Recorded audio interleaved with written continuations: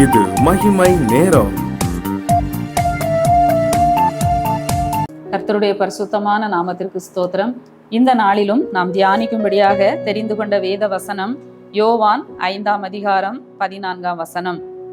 இனி பாவம் செய்யாதே, அதிக கேடானதொன்று உனக்கு வராதபடி இனி பாவம் செய்யாதே.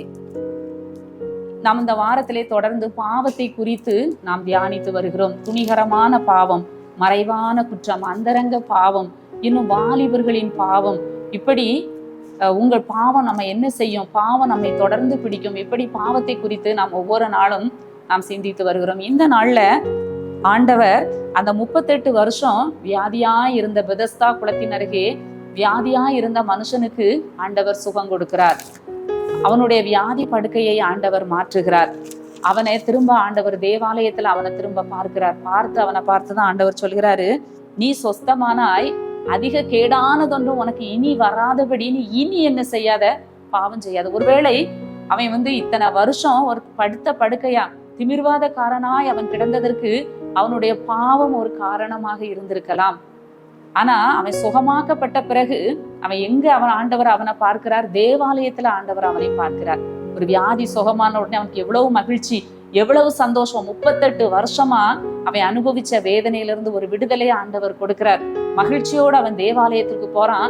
ஆண்டவர் அவனை மீண்டும் சந்திக்கிற இடம் தேவாலயம். நன்றி செலுத்துகிறவனாய் தேவாலயத்திலே அவன் காணப்பட்டான். ஆண்டவர் அவனை பார்த்து சொல்றார், இதோ நீ சொஸ்தமானாய், அதிக கேடானதொன்றும் உனக்கு வராதபடி இனி பாவம் செய்யாதே. நம்முடைய வாழ்க்கையிலும் கூட அதிகமான நிறைய விஷயங்களுக்கு நமக்கு காரணம் நம்முடைய பாவம். வியாதி வர்றதுக்கு சில நேரங்களில் நமக்கு காரணம் நம்முடைய பாவம். இன்னும் நிறைய தரித்திரம், பொருளாதார பிரச்சனைகள், கடன், நம்முடைய பாவம்.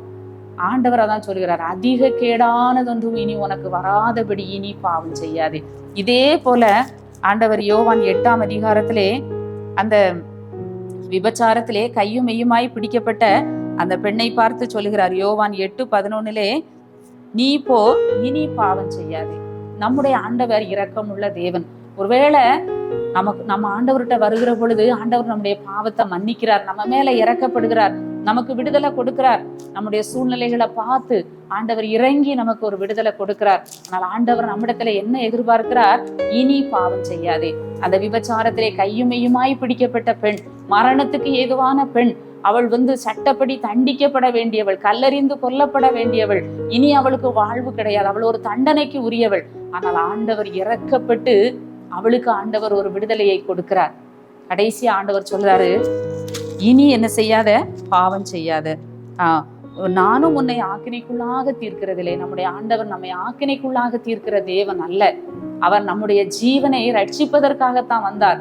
மனுஷகுமாரன் மனுஷருடைய ஜீவனை அழிக்கிறதற்காக வரல, ஜீவனை ரட்சிப்பதற்காகத்தான் வந்தார். அந்த பெண் எவ்வளவு நடுங்கி அழுது பயந்து கொண்டிருப்பாள். ஆனால் ஆண்டவர் அவளுக்கு ஒரு பெரிய விடுதலையை கொடுத்து அவளை தப்புவிக்கிறார். அது மாத்திரமல்ல, அவர் ஒரு காரியத்தை எச்சரிப்பாக சொல்லுகிறார், இனி பாவம் செய்யாத. இனி இந்த பாவத்தை நீ என்ன செய்யாத. ஒரு தடவை நான் உனக்கு என்ன செய்துட்டேன், வாழ்வு கொடுத்துட்டேன், விடுதலை கொடுத்துட்டேன், உன்னை நான் தப்பு வச்சுட்டேன், மீண்டும் நீ இந்த பாவத்தை நீ என்ன செய்யாத. இந்த காலை வேளையிலே ஆண்டவர் நமக்கும் எச்சரிக்கிறார். ஒருவேளை நாம் பாவங்கள் மன்னிக்கப்பட்டு ஒரு நல்ல ஆண்டவருக்குள்ள ஒரு உறவுல நம்ம வாழ்ந்து கொண்டு இருக்கலாம். திரும்பவும் பழைய பாவத்திற்கு, சிலர் நல்ல குடி பழக்கத்தை விட்டு மனம் திரும்பி நிறைய வேண்டாத காரியங்களெல்லாம் விட்டு கிறிஸ்துவுக்குள்ள அவங்க வளர்ந்துகிட்டு இருப்பாங்க. திடீர்னு அவங்க வாழ்க்கையில கொஞ்சம் கொஞ்சம் என்ன செய்யும், பழைய பாவங்கள் அவங்க வாழ்க்கையில வர ஆரம்பிக்கும். பிசாசானவன் அழியும் நிமிஷத்து ஆசையை காட்டி அக்கினி கடலில் தள்ளுகிறவன் என்று சொல்லி நாம் அறிந்திருக்கிறோம். ஆம், அந்த பிசாசானவனுடைய அந்த காரியத்திற்கு நாம் இடம் கொடுக்காதபடி நம்முடைய வாழ்க்கையை நாம் காத்துக்கொள்ள வேண்டும். ஒரு விசை பரிசுத்தமாக்கப்பட்டு, ஒரு விசை பாவ மன்னிப்பை பெற்று, ரட்சிப்பை பெற்று, அபிஷேகத்தை பெற்று திரும்ப மீண்டும் நம்ம என்ன செய்யக்கூடாது, பாவ வாழ்க்கைக்குள்ளாக, உலகத்துக்குள்ளாக நாம் என்ன செய்யக்கூடாது, நம்ம போகக்கூடாது. ஆம், தேவகுமாரனை அந்த நம்ம காலின் கீழ் மிதித்ததற்கு சமம் என்று சொல்லி எபிரேயர்ல நம்ம பார்க்கிறோம். அந்த கிருபையின் ஆவியை நிந்திக்கிறதற்கு சமானம் என்று சொல்லி பார்க்கிறோம். இனி பாவம் செய்யாதே. ஒருவேளை அப்படிப்பட்ட சூழ்நிலைகள் வரும்போது நாம் விலகி ஓட வேண்டும்.